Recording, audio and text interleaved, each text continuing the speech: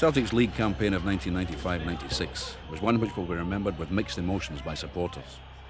Having completed the term with a record points total and having conceded only one defeat, they were narrowly beaten by Rangers in the championship battle. However, the progress that has been made by the club has been astonishing. An accomplished team played a style of football that was nothing short of breathtaking. The disappointment of just failing to grasp a title was tempered by the knowledge that on and off the park, Celtic were again a force to be reckoned with.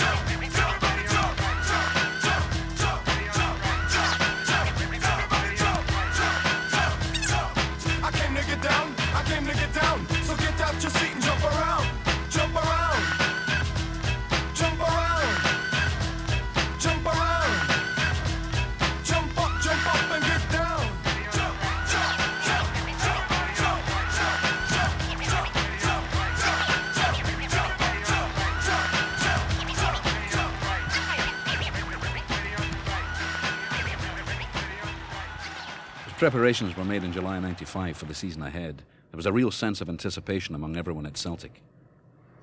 The relief of returning to Celtic Park would be a major boost after a dismal season at Hampden. Manager Tommy Burns had made it clear that his objectives would not be realised overnight.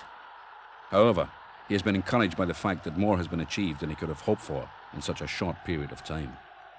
We've got back to winning games regularly, and they've also got back to playing a high standard of football regularly, and having a real genuine consistency about them, and getting the club a bit of stature back.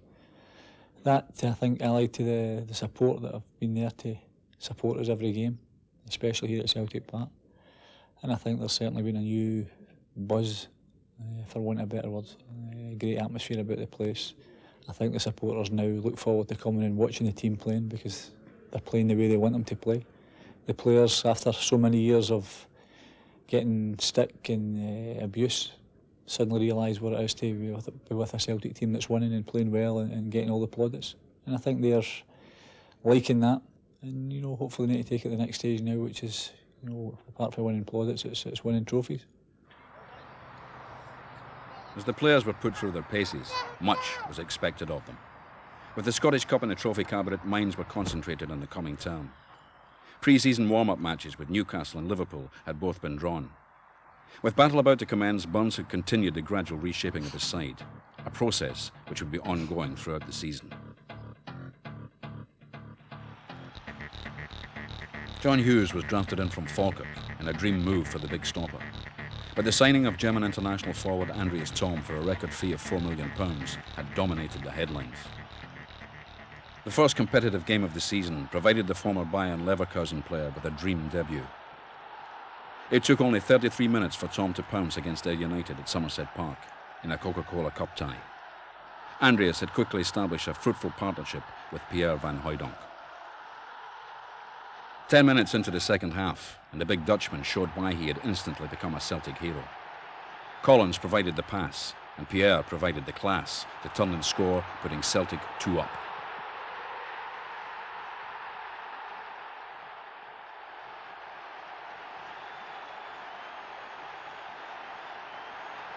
John Collins made it 3 from the spot, ensuring Celtic's place in the third round of the Coca-Cola Cup. The first league match of the season entailed a visit to Kirkcaldy for an enthusiastic travelling support. One of the now familiar rituals was that of the pre-match huddle, a new innovation which would be seen before the start of every match.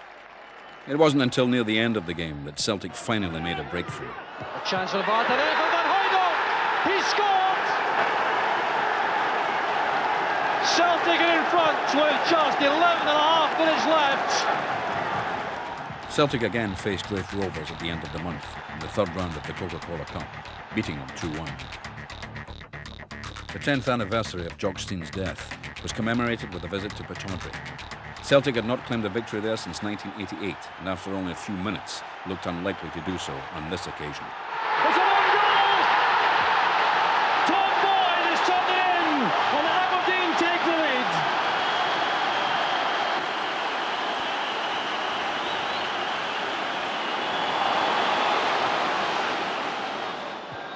That's a good play by Marshall. Barta to Donnelly. He's given it away. Boom. Into the space it goes for Jess. That's the second for Aberdeen. Simon Donnelly holds his head in his hands as Ian Jess gets his first goal of the season. The first game at Pittodrie at the beginning of the season, it was live on the television. Two goals down. I think I was captain for the day. Managed to get a couple of goals and we went on to win the game 3-2. I think it showed a lot of character to the team coming back. Good running by Collins. A magnificent goal from Collins.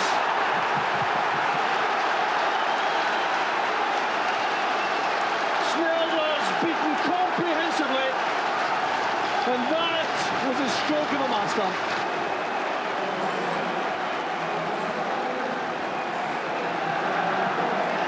To Van Hooijdonk. Good play. This is Donnelly. Tom is nearly offside. He had gone offside. Donnelly's there credit for holding the play up. Tom's cross. He scored! Another stroke of genius from Celtic.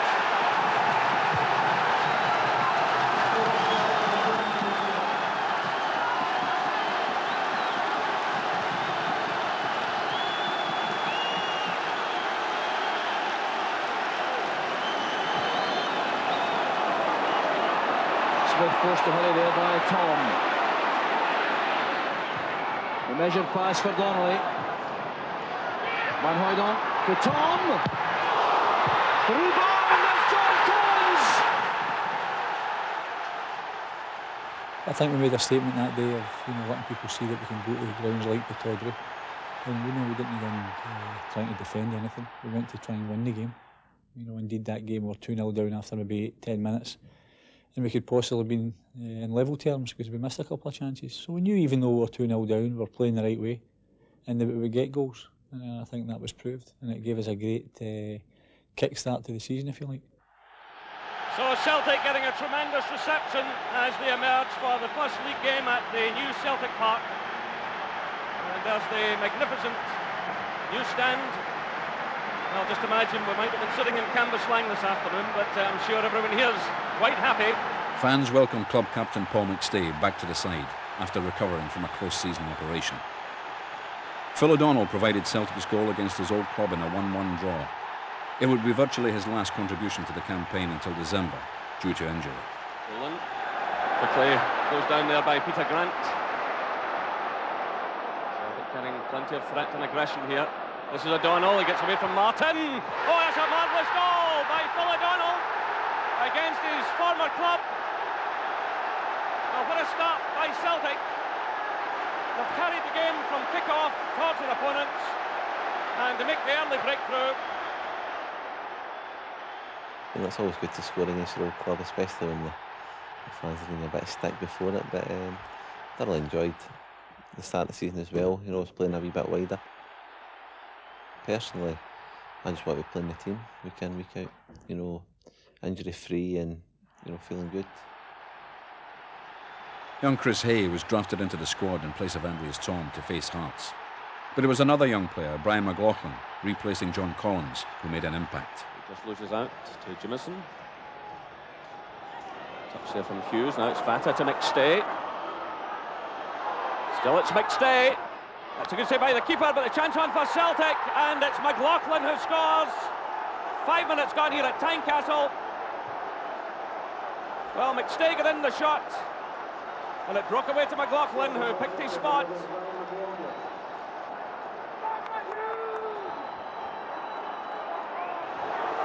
And Celtic lead by a goal to nil. There's the goal scorer McLaughlin stabbing the ball through to Walker.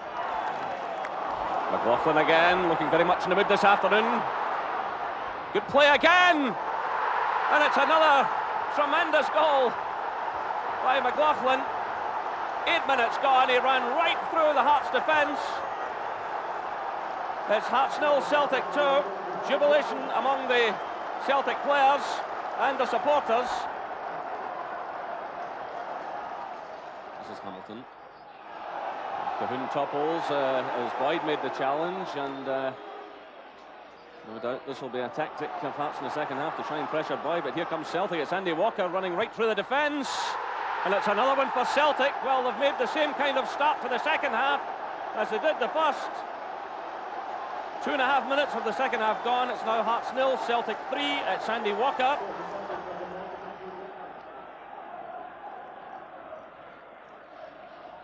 It's McPherson who clears. Vata's header. And there's no offside flag here. It's Walker. And it's another one for Celtic. Andy Walker gets his second of the game.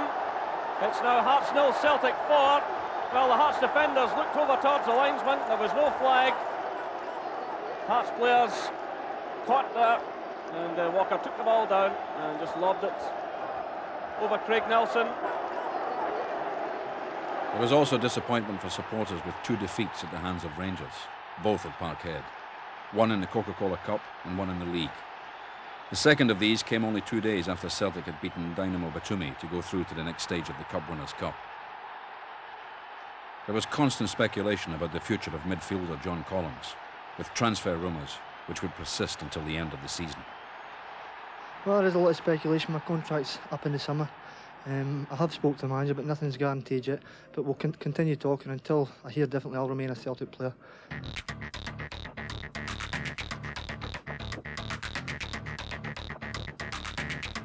The beginning of October saw a new face at Celtic Park, with the acquisition of Jackie McNamara. The promising youngster signed from Dunfermline for £600,000. It was a bit nerve-wracking to start with. I thought maybe I'd play a couple of games and go into reserves, but I've seemed to have kept my place, which is surprising and also good in a way. Austin Grant. Donnelly. Now Van Hooydonk. That's it. The goal's been coming.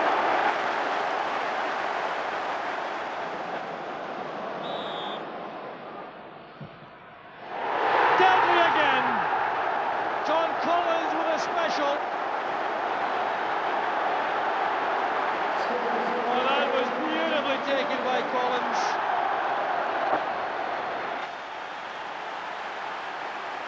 The manager's strengthened the team with quality players. I think his buys have come in and they haven't needed any time to settle at all. They came straight into the team, fitted in like a glove, and playing very well, all the signings. And on top of that, the players who were already there are playing very well as well. And the whole team's playing with a lot of confidence.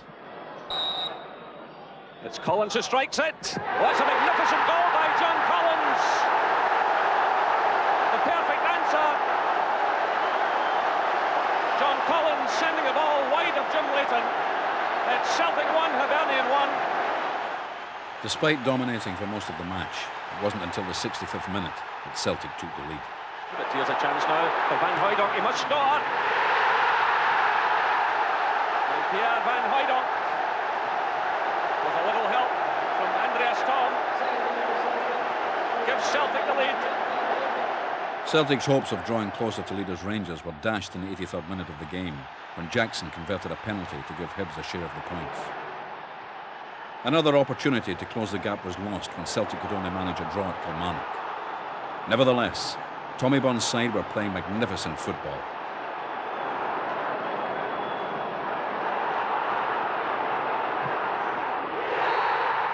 Brian McLaughlin, having finally found the scoring touch, used it to good effect against the Dons. And a Van Hooydonk penalty ensured victory. The first leg of the Cup Winners' Cup clash with Paris Saint-Germain was beamed live into Celtic Park. Thousands watched as the Celts were defeated by 1 goal in Paris. In the return leg, the French aces scored 3 times without reply and ended Celtic's European ambitions for that season. Fans' favourite Tony Mowbray departed in October to join Ipswich in a £300,000 deal.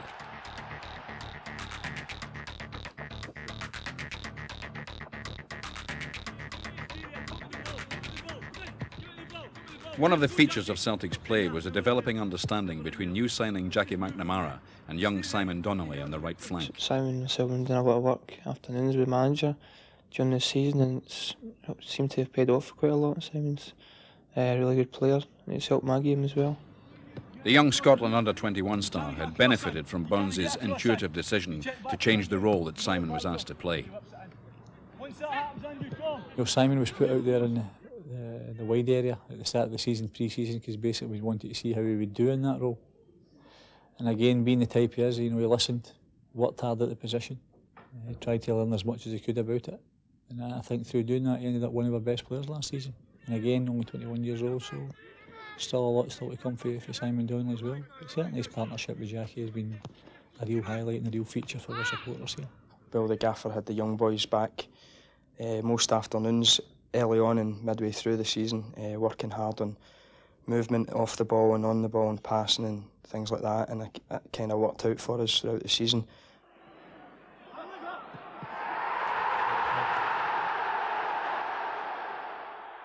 The season before last obviously struggled goal scoring wise, but the gaffer had put us in a kind of deeper role playing wide on the right, so the expectancy wasn't there to score as many goals, and luckily enough I managed to score I think 10 or 11 goals, so I was quite pleased with that.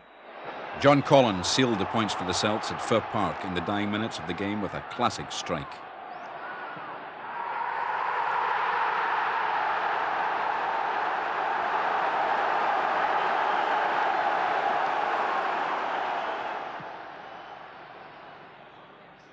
That's McStay.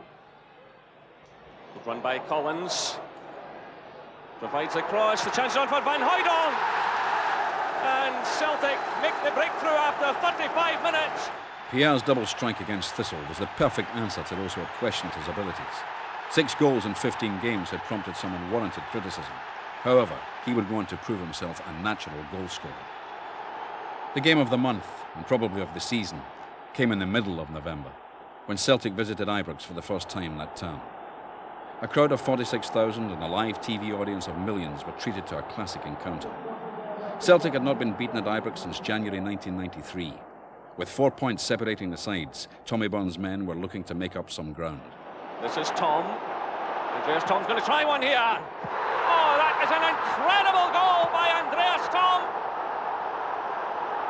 What a mighty strike, an awesome strike. 9 minutes gone here at Ibrox Stadium.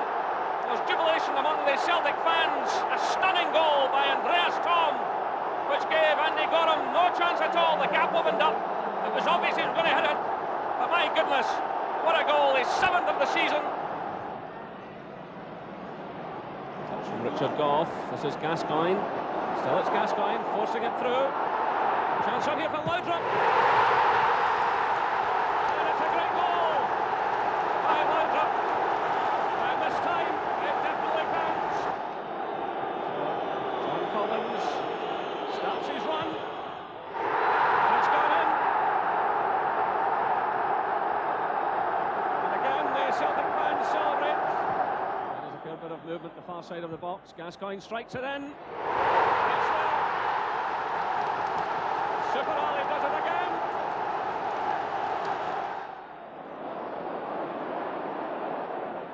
It's a slap in by Boyd. Almost allowing Solanka to come in. He's got it again.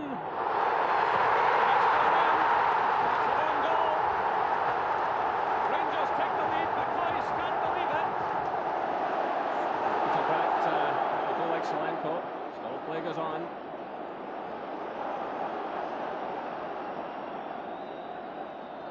So Celtic with it all to do now. Tosh McKinlay gives a cross. It's Van Hooydonk, and that's in. Well, this is quite incredible. 3 goals apiece here at Ibrox. Van Hooydonk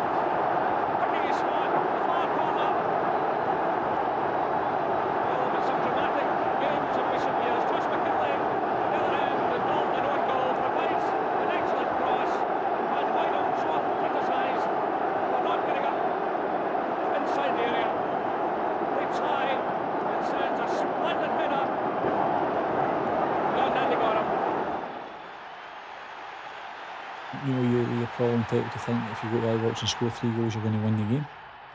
So defensively, we've got to look at ourselves that day, and some of the goals we lost weren't what we're looking for.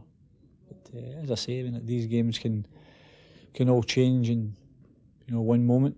You can go and score a goal and think everything's fine, and before you know where you are, you're 2 goals behind again. But as I say, it was a great game for both sets of supporters. I'll let everybody see that we're a lot closer to Rangers than what we were possibly 6 months or a year ago. And I think there was a statement made that day as well, that the fact that we're still undefeated in the 2 years we've been here at Ibrox. To go in there, and we don't fear going there. I don't think, to be honest, Rangers fear coming here either. John Collins made a piece of history for himself that month with the first hat-trick of his senior career against Hearts in a 3-1 victory over the Edinburgh side. Celtic were attracting plaudits for a fluent and entertaining style of football which could rip opponents to shreds.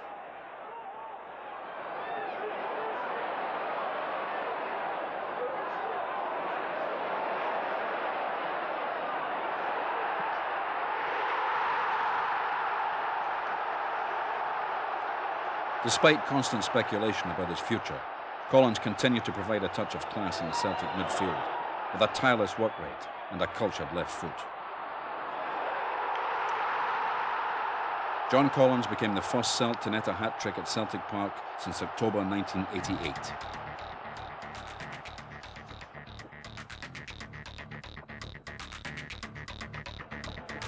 December, and another incredible match with visitors Kilmarnock causing some anxiety among the Celtic ranks. Ali Mitchell scrambled a loose ball home to give Killie an early lead. After 23 minutes, things went from bad to worse when the Ayrshire men added to the lead to cause palpitations among the Celtic support. I think over the piece there was a lot of games where we actually maybe lost the first goal. But it didn't detract the players or put them off in any way, because they knew the way that we wanted them to play. And they knew also that if they continue to play that way and have faith in that and in their own ability, then they would win the games. And I think they've done that more often than not. The team's determination was rewarded 2 minutes from the break, when Andy Thom crossed for Peter Grant to finish and begin the Celtic fight back. Within a minute, it was all square. Determined play by McStay, an inch-perfect pass from Van Hooijdonk, and a clinical finish by Thom meant that the players would be spared a half-time roasting from the manager.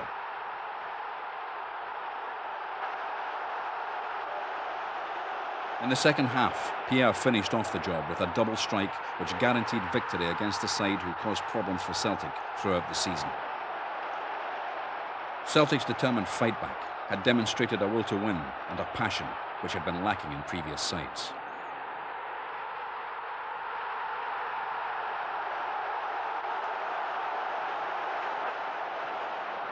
A large part of the credit for Celtic's revival went to rejuvenated captain Paul McStay, who was rewarded for his loyalty to the club with a testimonial match. 15 years after he pulled on the hoop jersey for the first time, supporters paid tribute to their long-serving captain on the 12th of December. It was a very emotional night. I think it's totally different though, for all these people to turn up for Paul McStay on the night, but support the team as well. But it was sort of to show their appreciation of maybe what they helped to do at the club. They've played a part in it for the last 14 years or whatever, and for them to turn up for Paul McStay, I must say it was hard to take in at the time. In front of 37,000 supporters, Celtic defeated the English champions Manchester United 3-1. Young reserve keeper Stuart Kerr made his top team debut and didn't look out of place among the seniors. It was also a memorable night for Chris Hay, who added to the 2 Van Hooijdonk goals to give the Celts victory. However, the night undoubtedly belonged to the maestro, in what was an emotional occasion for Paul. I don't think you'll find any dissenting voices within the Celtic support about Paul McStay. They love him. They probably feel they own him. He has been Celtic for a long number of years, and you only have to look at the reaction of the support for his testimonial match to see just how he's endeared himself to the Celtic fans over the years. He's going to be a big loss to them when he does finish. I think that's when we'll really appreciate just how good he was. As he's got older, obviously, trials have came to him and tribulations have came to him as a player when things have been going great. he was there, he was always the same. When things didn't go quite so well for him, obviously there was criticism there for him. But these are all things that are experience in life. And sometimes when you live through that, you become a better person for it, you become a better footballer for it. And I think that's the case with Paul. And I feel now, at the age he's at now, maybe 30, 31 years old, he is really the person that would epitomise what a good Celtic footballer, a very good Celtic footballer should be. He's had a great career. He's had all that experience of 14, 15 years playing for a real top team, where there's no hiding place where he plays. He's always under the microscope. Everything's dissected and looked at, upside down, inside out, how's he played this week and everything like that. So it's a public trial every week for him and players of his stature. And he's lived through all that. And now I think you're looking at a marvellously mature footballer with, I feel, his prime years with him now and also still to come.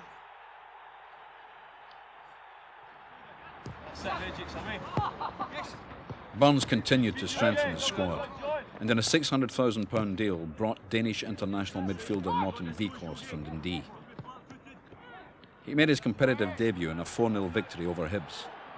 But it was another young star who grabbed the limelight with a spectacular opener. That's Paul McStay. Jackie McNamara. Van Hooijdonk. Donnelly. It's a good play by Celtic. McNamara! What a goal by Celtic! And Jackie McNamara. 11 minutes gone, and McNamara opens his Celtic account with great style. It was great support running by him.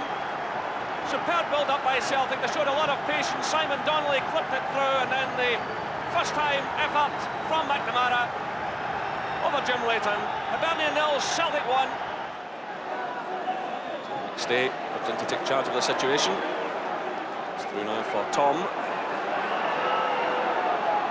That's Collins. Van Hooijdonk. Andreas Tom, good skills there, getting away from Milne. The chance is on here, and it's Phil O'Donnell. It's another terrific goal by Celtic. John Collins is calling for the ball on the far side. Is it through now for O'Donnell? Good movement off the ball by Celtic. In comes across, it's Van Hooijdonk! And that's another superb goal. Hibernian 0, Celtic 3. It's Vikhorst who plays it through, and it's 3 against 1 here. He certainly did run into trouble. It's through now for Simon Donnelly, steadies himself, and it's number 4. With 5 minutes left here at Easter Road, Simon Donnelly makes it 4-0, and Jim Leighton there, picture of dejection. Tom through for Collins, good play by Collins, Van Hooijdonk, and Celtic make the breakthrough. Pierre Strijk brought Celtic's tally to 15 goals in 5 games, before harsh winter weather forced the cancellation of the last 2 fixtures of the year. As 1995 drew to a close, Celtic lay second to Rangers in the table. During the enforced winter shutdown, with the first team concentrating on maintaining their fitness, Tommy Burns and the backroom staff turned their attention to the development of the stars of the future. Having already spent time at Ajax, they brought a top Dutch coach to Scotland. Marvellous education to see how they do it there. And also they're kind enough to let Heine Otto come over here for 3 or 4 days, which was a great experience for all our coaching staff, myself included. And just basically to learn. And you know, obviously to take how they do it, how they teach the kids, what they teach them, and why they teach them that.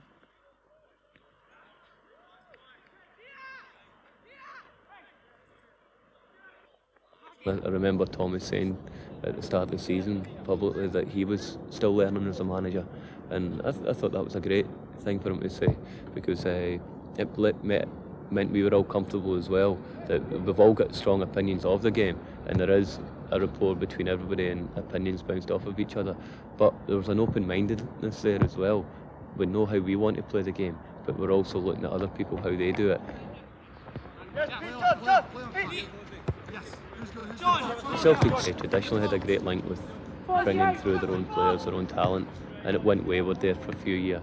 We're starting to now produce players through the youth system into the reserve team and even into the fringes of the first team, which are a standard of what we expect at Celtic.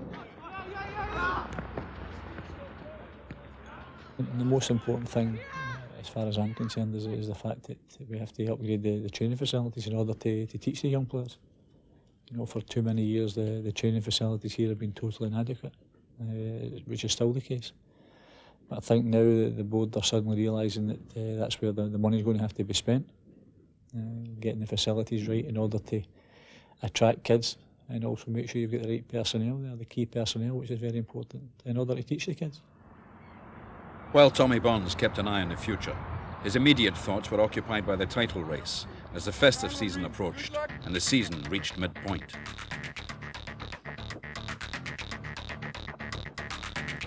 Throughout the year, there have been a series of innovations off the park, including the launch of the Celtic Charity Fund, recalling the origins and traditions of the club. In a similar vein, in a month when a minute's silence was observed in memory of the victims of the Ibrox disaster, there was the launch of the Boys Against Bigotry campaign. Well, Malky Mackay certainly hasn't looked out of place in this company. Donnelly doing well. There's no one really helping him to the left. Coming from a deeper position was the willing O'Donnell. McNamara outside him. O'Donnell goes for glory himself. Touched onto the post.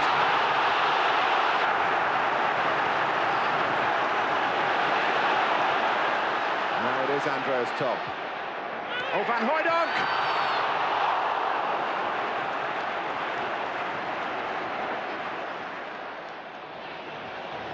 A little later on the scene this time, didn't need to be there so early with Tom Boyd involved, but look at the progress that he's made.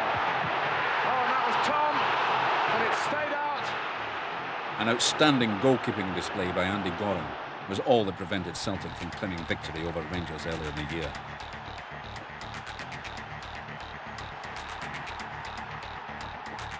The Celts continued their title bid with victories over Motherwell, Raith Rovers, Aberdeen and Hearts.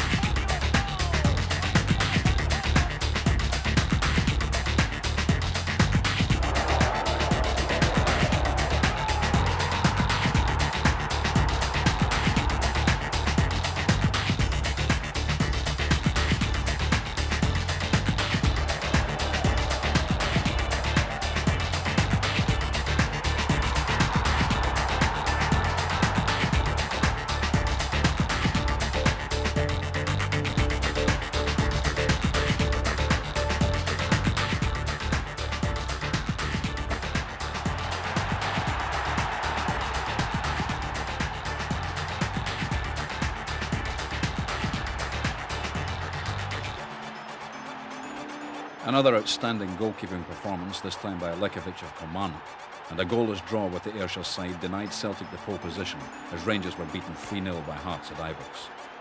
At the end of January, Celtic sat only 1 point behind Rangers, having played the same number of games.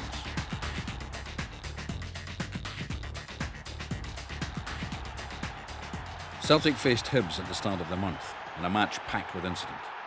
In the first half, John Collins and Hibs keeper Jim Leighton were involved in a sickening clash of heads.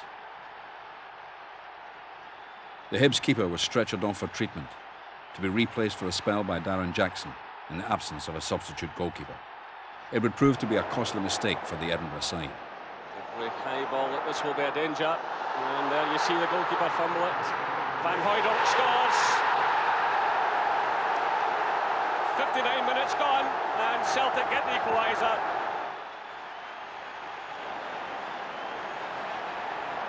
Finlay doing well to get in the cross. Once again it's David Farrell who's there. Returned by Grant. It's Paul McStay! That's a wonderful goal by the Celtic captain. Paul McStay gets his first goal of the season. What an important one it might turn out to be. Jim Leighton got his hand to the ball, but because of the power of the shot, he couldn't keep it out. Celtic paraded new signing Georges Cadetti in front of fans at Celtic Park to a tumultuous reception. However, problems over the Sporting Lisbon Stars registration meant that it would be a further 6 weeks before the Portuguese international would be able to perform in the Celtic jersey. Celtic went on to chalk up another victory over struggling Partick Thistle, with Peter Grant, who is to be the next recipient of a testimonial, scoring the opener.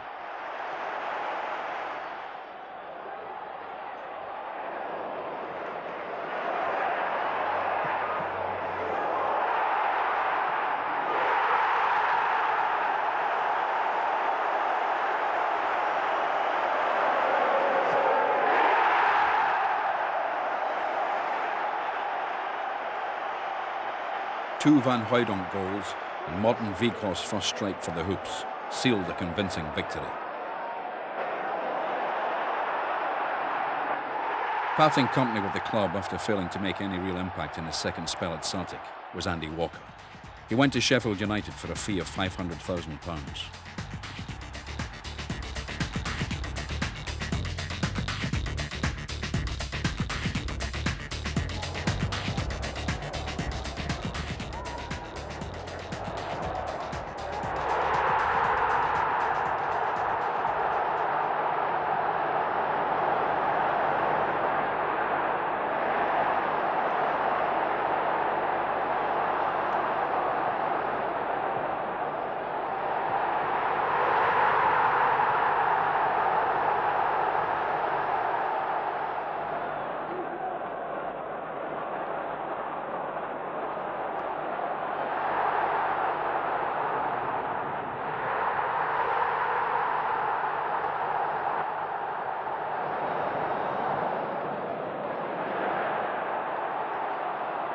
A convincing 4-0 victory over Hearts meant that Celtic had triumphed in all their meetings with the Edinburgh club that season. Tommy Burns had assembled a side which combined real determination with flair and skill. He had achieved much of what he had intended ahead of his anticipated schedule. Keep that in your mind all over the pitch, so that we know that. And for the front players in particular, we've always got to be together. We've always got to be together. Always close to one another, no 70 yards away from one another. Once we get into the last third, then we've got to come alive. Come here first time, be on to the second one, first one turns and plays it in. And we can do that as we're playing. But think about that, the third one. Okay, come on. The group of players we've got, I think they came through many sort of stages and phases that would possibly normally have taken maybe 3-4 years to do that. I think they've come through that in 1 year. You know, it says a great deal about them. I mean, there's a high-profile signings. Andries Tom was a club record. Pierre Van Hooijdonk, they cost significant amounts of money. But I think if you look at the job that John Hughes, Tosh McKinlay have done as well, it's not always about the £1 million or the £2 million player. The real trick in football management is getting value for money. And I don't think Tom has made a bad signing. The likes of Tosh McKinlay has been a wonderful signing for us. John Hughes, again, you know, both players at 30 years old, we gave an opportunity to come and be pool players basically for Celtic. No giving them any guarantees in any shape or form. Basically just saying to them, come and if you're in and you're playing well, you'll get an opportunity. If not, then you know that there's a big squad and it's Celtic, it's no Hearts or it's no Falkirk, it's a big club, and see what you can do. And the two of them have grasped it with both hands and been outstanding. For Tosh McKinlay, at the age of 30, His longed-for move to Celtic had also earned him his first call-up for the national squad. When you are a Celtic supporter, then it's obviously the pinnacle of your career to come and play in the Celtic first team. I did get that opportunity. It's probably when it comes late in your career that you do appreciate it more. But it helps when you come and play with the calibre of players like Paul McStay and John Collins. If you're in a bit of trouble, all you need to do is give the guys a ball and they get you out of trouble. There was a Young Player of the Year award that season for another signing. And Jackie McNamara was a young player that we brought in. We thought to ourselves, well, he'll maybe play 25 games for us. But again, we're not really thinking of him as being a regular player. But again, the exact same thing happened. He goes in there, and McNamara just get better and better as the season went on. St Patrick's Day was the appointed time for a crucial encounter with league leaders Rangers at Ibrox. Only 3 points separated the sides at the top of the table.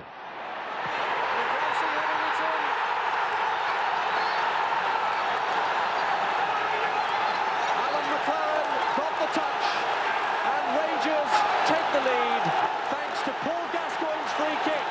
The sending off of Jackie McNamara meant that a 10-man Celtic had to battle to keep their championship hopes alive. With supporters urging them on, the game went into the closing stages with Celtic piling on the pressure. They're queuing up to be the hero and to draw Celtic back into this game. And it's a good header, and it's in from Hughes.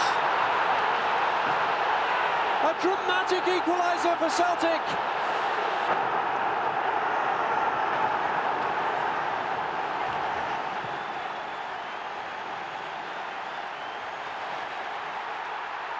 And I didn't really think that we'd been in a position where so early, as I say, we're only here 2 years. I think we were in a position so early where the Old Firm games would be so critical.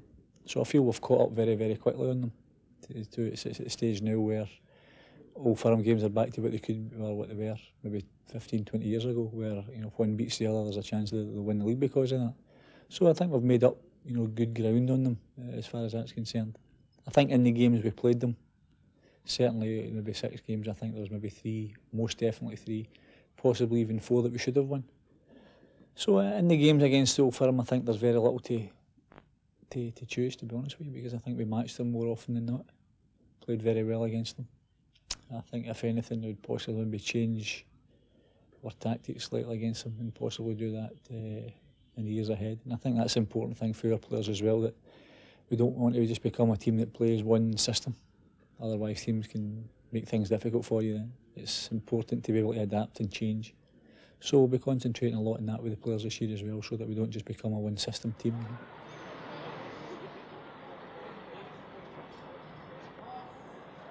Perhaps the real achievement of the Celtic manager has been to take a group of talented individuals with different personalities and fuse them together as a unit in such a short space of time.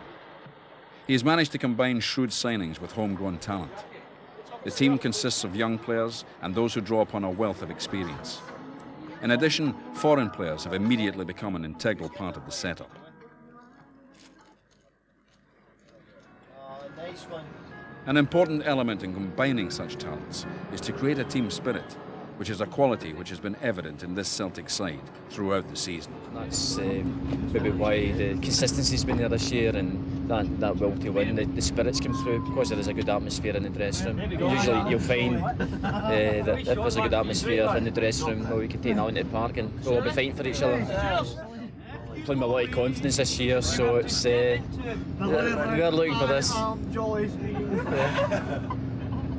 You see the Patters murder. It's a great bunch of boys, great spirit in the club, and I think that's what's maybe got as much success as we've had so far. I mean, people talk about the double winnings team and whatever in '88. I think this is a better football team, and I thoroughly enjoy being part of it. And it's great to see so many young boys coming in, and doing exceptionally well, more than whatever they can have been thought of been doing, And they've been set great standards for themselves, and they can only get better. Enjoying every minute of it. It's been a great 6 months for me personally. It's a good bunch of lads, good to get involved with. Unbelievable start for us to be involved and playing regular. It's some surprise to me. Well, it's great playing alongside guys like Paul and Peter and stuff like that. They give you their experience in the game and help you along. especially when I broke into the team a couple of years ago, they helped us a lot. And now there's a few youngsters coming in as well, so we've got a good mix. So it's going well. The team played very fine, very good.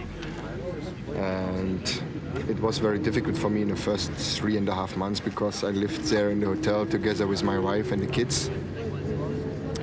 Then we found a house and now we settled down and everything is fine, and I think the atmosphere, especially the atmosphere from the supporters and the partnership between the supporters and the players are very well, and it's a great feeling when you come in the stadium and you see everything is green and white. It is very nice, very good. Supporters responded to the team's performance on the park by backing them in huge numbers. Throughout the season, attendances soared. Our average ended up just under 35,000, which was close to our capacity. We added more seats during the season back in December, which turned out to be quite popular, even though we're not covered seating, and we had over 2,000 season ticket holders there, who are now, as we look forward, taking advantage of that and turning those into permanent seating, reserve seats for the coming season.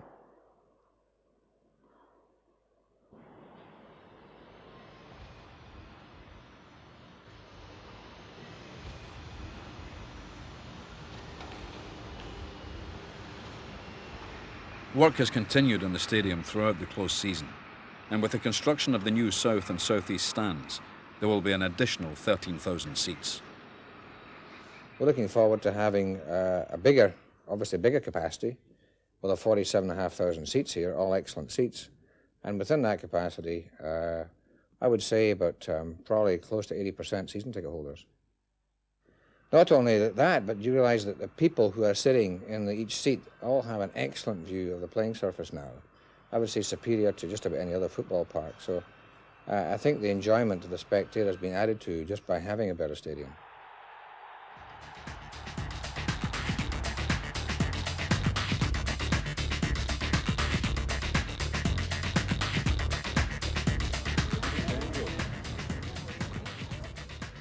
The transfer of Jorge Cadete was finally concluded, much to the delight of supporters.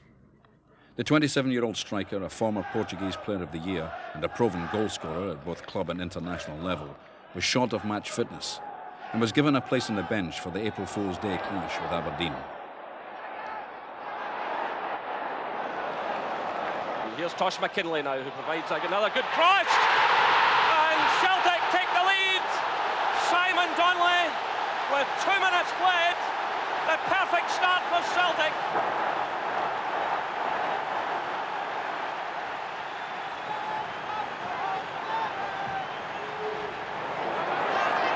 This could be an opening up as well. It's Van Hooijdonk. And it's a goal for Celtic. Pierre Van Hooijdonk.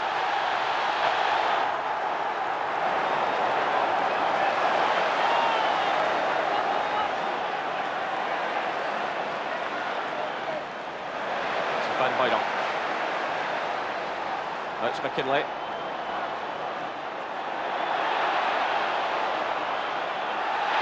What a match he's having. Boyd plays it through.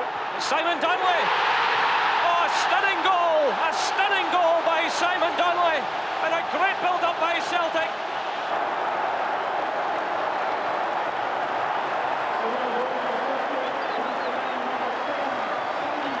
Just listen to the welcome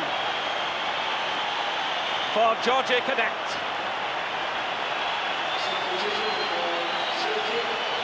Andreas Thom is the man leaving the field. And it just gives you an indication of the quality now coming into Scottish football. The German international leaves the field, and on comes the Portuguese international.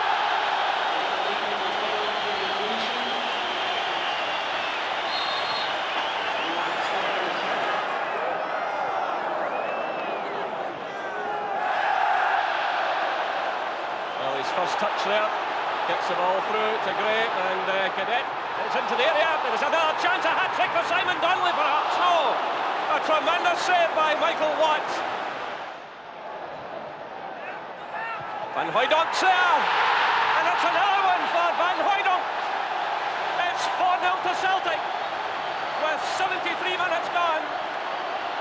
Well, this is turning into an absolute rout. And they've really given their fans plenty to cheer about tonight. Certainly in post-match analysis, you can look at that Aberdeen defence, but Celtic are really going about their job here. Goal difference could be crucial. Here's the new boy coming through. Oh, he's done it! Cadet has scored! Georgie Cadet scores for Celtic. It's 5-0 here at Parkhead. 75 minutes gone. Georgie Cadet has only been in the field a few moments. And we're looking here at the new Celtic hero. Peter Grant sent the ball through. And what a cool finish from the Portuguese international player, just clipping the ball over the goalkeeper. Another magnificent goal.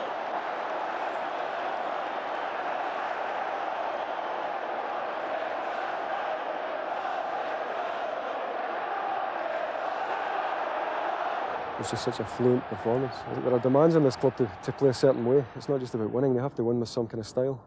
And this is a very, very stylish side, good to watch. And it's a side that I think is worthy of the support now, and that hasn't always been the case in recent seasons.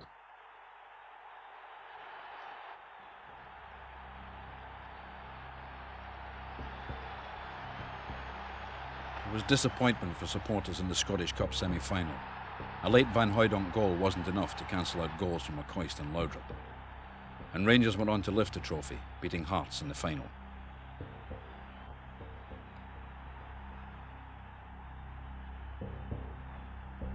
Other than the 3-each game at Ibrox, when Rangers made it a very open contest, Rangers have tended to play nice and tight at the back, offer Celtic a bit of room and space away in midfield and in their own defensive areas.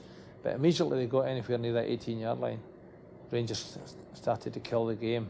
And basically Rangers have won those competitions through having a stout defence and the ability to go and hit Celtic on the break. And at the end of the day, I think in football, over a season it all levels itself out and you get what you're entitled to. And really they haven't done enough as yet to prove that they're going to knock Rangers off the pedestal. Celtic had another chance to close the gap in the league when they faced Kilmarnock. But yet again, Killie caused problems.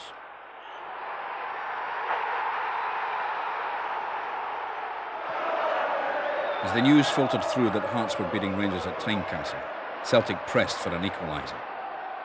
It eventually came from Pierre Van Hooijdonk, who pounced to score with a sensational strike.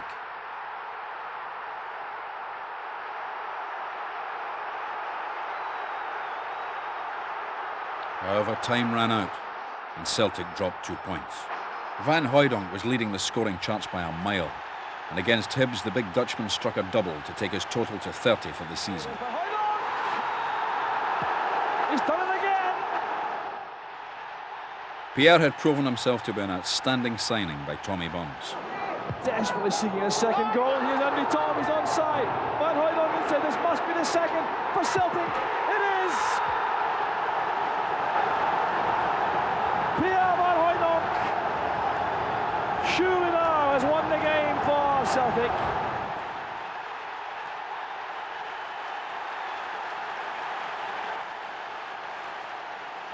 Well, I think Van Hooijdonk's just a goals machine, to be honest with you. I think he's just the type of lad that'll always score goals.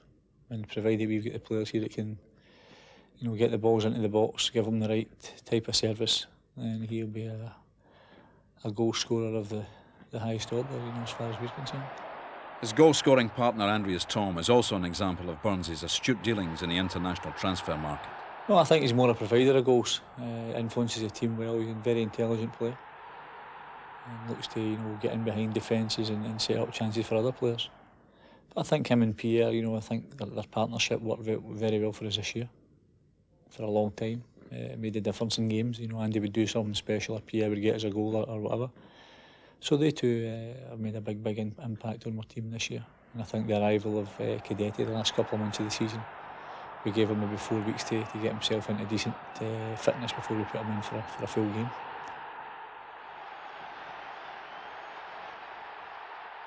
And I think had we been able to get him in there fit right away, then he would possibly have changed things a wee bit for us and maybe got us more points. Maybe not, but you know, in saying that, it's something we've looked at closely because the last 3 games of the season that he played, we scored 4 goals in each game, and he was very influential in that.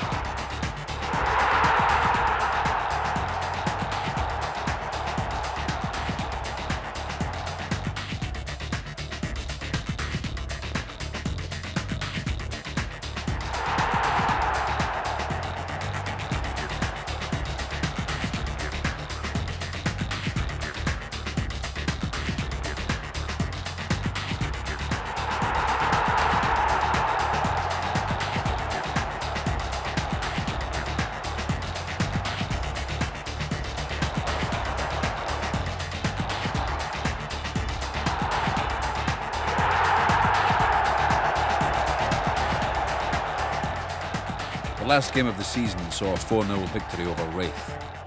Despite a record points total, Rangers claimed their 8th title in succession. Nonetheless, the players were given a tumultuous standing ovation by the 37,500 crowd. You know, if I look back over it and see, I think we've maybe drawn 10, 11 games, which ultimately cost us dearly. But I think if you look at the amount of games we've won, we've only lost 1 game at Celtic Park for our 36 league game campaign. We've lost 1 game. It's quite remarkable to think you didn't win the league in that. But you know, the standards have been set. The players know that they've come in there, that they've set standards. I think coming back to our own home certainly made a big difference to us, because I think clubs now fear coming here, especially the stadium the way it is now, and when it's jam-packed full of Celtic supporters and Celtic are playing well and get a goal, then the whole thing lifts everybody. So that's something that we've got right back on our side as well, and I think it's something we want to add to and enjoy for the years to come.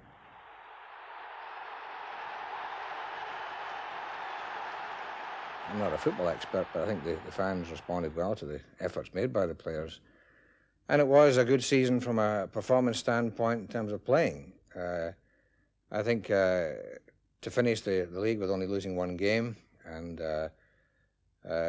probably very few setbacks in the whole programme we went through is a very positive thing. Now, naturally, we're a bit disappointed it didn't turn into silverware, but I think the message is pretty clear that the club has come forward quite a bit. Evidence of that progress has been ticket sales for the new season. Around 37,000 supporters have purchased season tickets so far, adding greatly to the income generated by the club. Well, the first most important item for revenue, I think, is the ticket sales and the season ticket revenues. And they're the bedrock on which the club bases its other income. And they all come from success and an attractive product. And that is a combination of good players, good results, good facilities, and a good attitude and a good service to the supporter who buys tickets. So those elements all go into that product to start with. There are 6 revenue-producing parts to the club. One, of course, is the ticket sales. Another is the merchandise and retail and catalogue.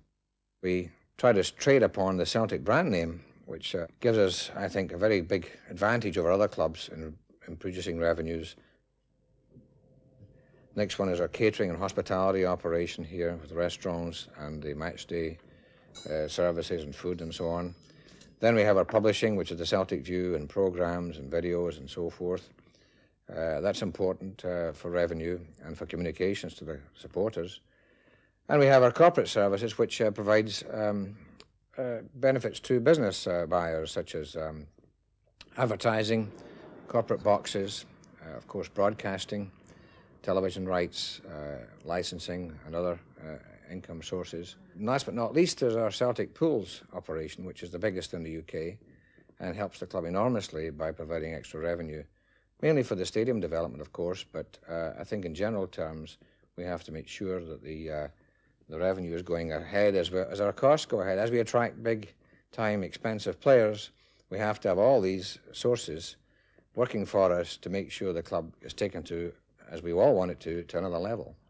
As training began for the new season, there was no doubting the commitment to that cause.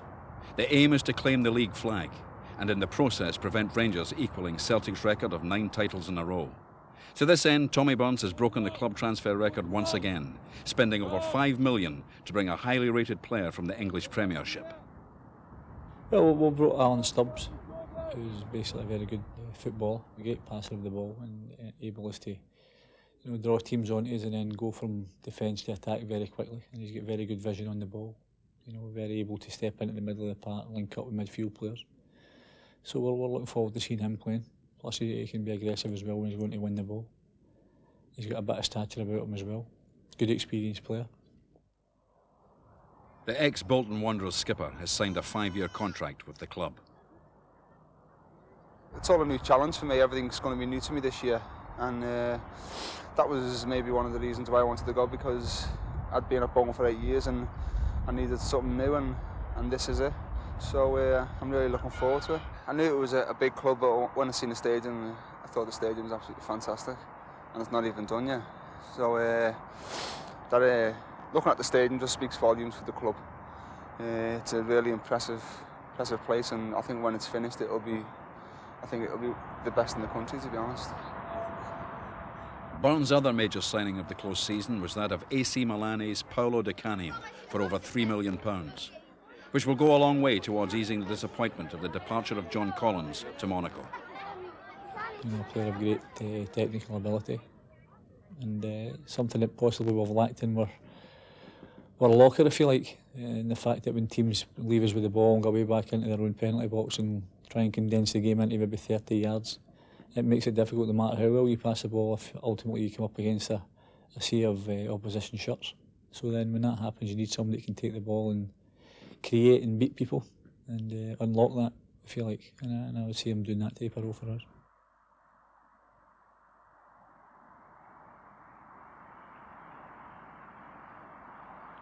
As anticipation for the season ahead grows and the team prepare for the new campaign, supporters can reflect on how far the club has come in such a short time and the part that they have played in turning the club around.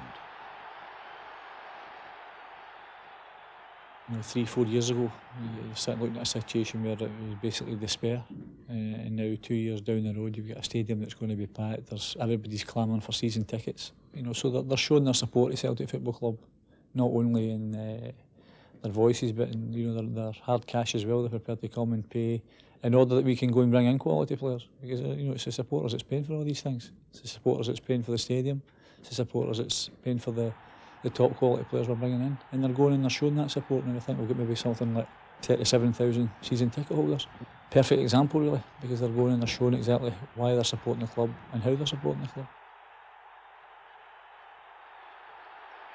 My message is, it's great to have you here. You're here for one purpose, and that's for you. And your demands and your aspirations are exactly the same as mine. So on a personal level, as a supporter as well as being a director and a principal owner of the club, I'm as anxious as you are for success and can't wait for the season to start. Well, our hopes are to improve in every facet and every aspect of our team. Both as an attacking force and as a defensive team as well, working on all these different things, because there's great expectations of us. I've got great expectations of the team, of the club, where I want to take them to, or help to take them to. So from that point of view, in football, there's never a case where you think, well, just another season we'll get ourselves this or that. It's a question of going and giving everything we can when we're training, taking it into the games, continually exciting our supporters, give them good things to talk about, and basically just taking the club another stage further.